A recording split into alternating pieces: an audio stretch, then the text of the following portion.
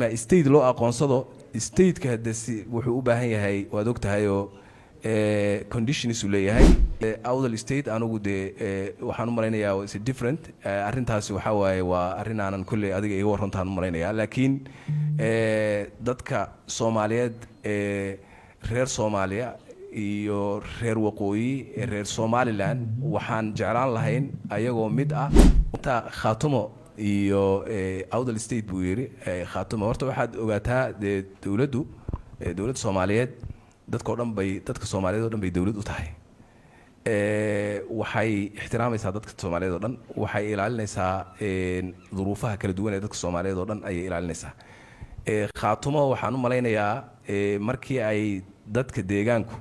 oo ay garaadadu ay u wada dhan yihiin ay fadhiisteen oo go'aan gaareen dawladdu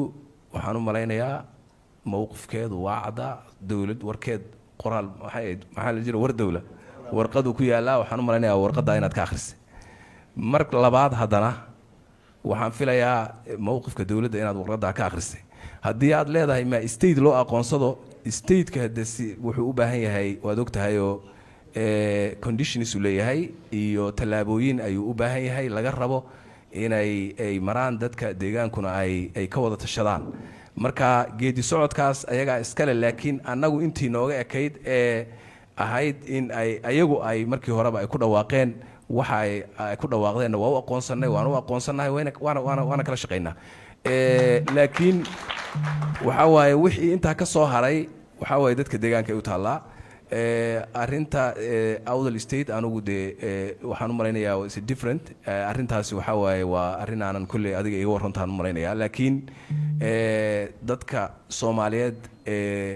reer Soomaaliya iyo reer waqooyi reer Somaliland waxaan jeclaan lahayn ayagoo mid ah oo nabad ah oo walaalo ah oo dalkooda difaacanaya in ay ka mid ahaadaan dalweynahooda Soomaaliyeed